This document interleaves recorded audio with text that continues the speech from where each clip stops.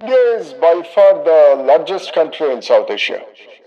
It has the maximum population. In fact, at this moment of time, India has the highest population in the world. It is also an economic and military giant. And since 1947, after the British exited the South Asian subcontinent, India aspired to become the hegemonic power in the region. And it was a stated objective of India that there will be a hegemonic subsystem in South Asia, and India will be on top of that subsystem. Pakistan, historically, they challenged that Indian hegemonical aspiration, but the problem is with the other smaller nations in South Asia that India has got maritime and land border with every country in South Asia except Afghanistan. So India tried to influence the internal politics of those South Asian countries. And since 1947, India actually, they use their military power, military might, against most of the neighboring small states. It had a war against Pakistan, multiple war against Pakistan. It had military intervention in Maldives. It had military intervention in Sri Lanka. It did similar thing in Nepal, and Bhutan was under its hegemonic control. And among the 8 countries in the South Asian region, including India, India has succeeded to establish hegemonic control over Bangladesh and Bhutan. With Bhutan, it has got a formal hegemonic relationship through a treaty which was signed in 1949. And till now, Bhutan has got no independent foreign policy. Bhutan has to depend on Delhi for all its international relationship. It is very interesting to note that Bhutan has no formal bilateral relationship with any of the five permanent members of the Security Council because India doesn't allow it. It doesn't have bilateral diplomatic relationship with USA, with UK, with France, with Russia, and with China. So it is a formal hegemonic relationship, and Bhutan so far has accepted it, the hegemonic control from Delhi. In the case of Bangladesh, it is slightly different because Bangladesh was part of Pakistan until 1971. And during the Liberation War of 1971, it was India which has assisted in the Liberation War by direct military intervention, and it bifurcated Pakistan, which was India's aim from 1947, because it wanted to neutralize the military power of Pakistan, because Pakistan is the second largest country in the South Asia, and it is also an atomic power. So after 1971, after Bangladesh became independent, it was India's dream to establish hegemonic control over Bangladesh also. India tried to do the same thing with Sri Lanka, Maldives, but it failed. It failed in Maldives is a tiny country, so it failed in Maldives. It failed in Sri Lanka. It failed in even Nepal because they are much more independent-minded, probably. But in the case of Bangladesh, they tried it for a long time, and finally they succeeded in 2009 by installing a puppet government in Dhaka. And since 2009, for the last 15 years, they are controlling everything of Bangladesh. At this moment of time, we can say that Bangladesh is no more a classical independent state because it doesn't have independent foreign policy. I'll give you one example of that. The Prime Minister of Bangladesh, Sheikh Hasina, she visited China about 10 days back. Prior to the visit, the state visit of China by Sheikh Hasina, the foreign minister of Bangladesh, Mr. Hassan Mahmood, he publicly said that we have taken prior permission from Delhi to visit China. This is unthinkable. I mean, how can a foreign minister can say that for a foreign trip, they need a permission from a foreign country? If it was any other country, any other democratic country, then that government would have fallen within 24 hours. But nothing has happened in Bangladesh because Bangladesh is under the clutch of Delhi and under the clutch of the puppet government of Delhi for the last nearly 16 years.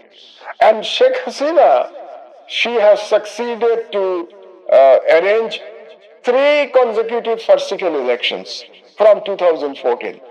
Bangladesh is no more a democratic country, and I think it is a semi-independent country now. It is sort of undeclared colony of India.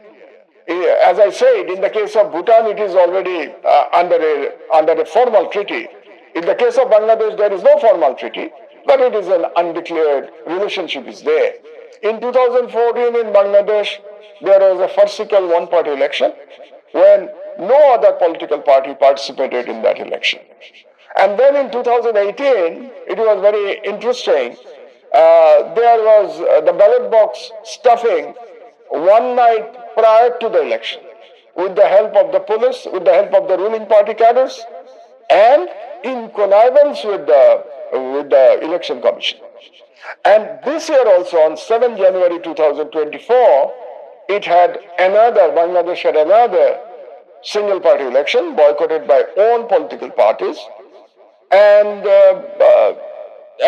they claim, the government of Bangladesh, they claim that they are a democratic country and they are democratically elected, which is absolutely a farce.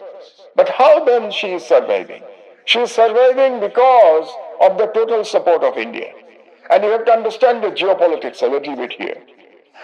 United States of America and other Western powers, they believe that India is a very important ally for them to counter the threat of China and also to counter the threat of so-called Islamic forces. So they feel that India is their natural ally, their strategic ally. And this relationship actually started after 9/11, after the attack on the Twin Tower. This relationship really became more closer because historically, during the Cold War, India was part of the Soviet bloc. India was supporting the Soviet bloc, so it was against the American interest. But after the collapse of the Soviet Union, Americans thought that they need India to counter China's threat and to counter Islamic threat, so-called Islamic threat. So they befriended India. And India took full advantage of that situation. So in return, India demanded from the Western world, at that time, you remember, it was a sort of unipolar world immediately after the collapse of the Soviet Union. So it was America's wish everywhere. Still, America is very powerful, but at that time it was totally unipolar world. So the Indians wanted from America that they will be allowed to work as a police on behalf of the American interest in South Asia, and especially in the case of Bangladesh, because India think that it was them who really bifurcated Pakistan. So historically, they have a right to intervene in Bangladesh's internal politics and to control Bangladesh foreign policy.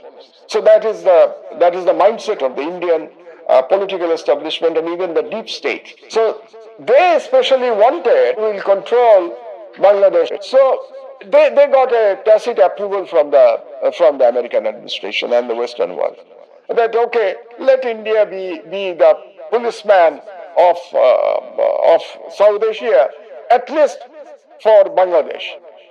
And as a result of that, what is happening, that Sheikh Hasina survived even after 3 consecutive farcical elections.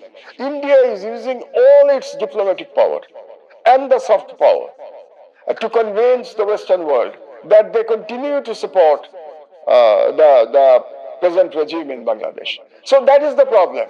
The people of Bangladesh, they have no democratic right, and they are under severe persecution. There is no existence of any human rights, any democratic rights. There is no freedom of expression, freedom of assembly. Nothing is there. But the Sheikh Hasina and its autocratic government, they can do it because Americans and the Western world, they look into the other way in the case of to keep India happy. So it is now for the people of Bangladesh, if they want freedom, if they want their democratic rights back, their right of franchise back, then they have to fight in the two fronts. They have to fight against the autocratic government, and also they have to fight against the Indian hegemony. So unless they become successful in expelling the Indian hegemony from Bangladesh, they will not get their freedom back. It is not possible. So it is quite a difficult situation for the people of Bangladesh because it is only them probably who can fight against the present regime. And because of this, about 16 years, the autocratic lady is in power now. Because of that, what has happened? Bangladesh has become the most corrupt country in the world because all the money and all the state coffers and money is now controlled by the present government and its coterie. I mean, it's very interesting. The Prime Minister herself, she has said in a public, in a press conference, that her personal assistant has amassed nearly $40 million. Her personal assistant. And she was proudly telling that my personal assistant, she has amassed a wealth of $40 million. And nothing has happened, to Bangladesh. Think about any other country. If any president or any prime minister, he or she says that her or his personal assistant has really managed to earn about $40 million, then that government will fall within a day or two. But nothing has happened to this government, and nothing has happened to Sheikh Hasina. And we can well imagine that if a personal assistant of a prime minister can make so much money from the national coffer, then how much money the ministers and the big, the coterie and the oligarchs and the prime minister's family, they have made. So Bangladesh is basically, heading towards, it has lost already its independence. It has lost, the people have lost their own right. And probably this country is moving towards bankruptcy. So we have to wait to see what happens to Bangladesh. And we have to wait to see what happens to the Indian hegemony in Bangladesh. Only one silver line is there. Think about the Maldives. India had a hegemonic control over Maldives also, but for a very short period. And Maldives has a population of only 500,000. And now what has happened? The present government of Maldives, they won in the last election with only one slogan. That is, Out India slogan. Out India, with one slogan, they have really won in that election. And now India has lost its hegemonic control. So Bangladesh has a population of 180 million. Now, 180 million people, if Maldives can do it against the Indian giant, Indian elephant, with a population of only 500,000, half a million, then a country of 180 million people cannot remain, a slave of a neighboring country, however powerful that country may be. So I think this is not sustainable. At the end of the day, Indian hegemony will also be defeated in Bangladesh, the way it has been defeated in Maldives, the way it has been defeated in Sri Lanka and Nepal. So that's my, in short, that's my view of South Asia for the present moment.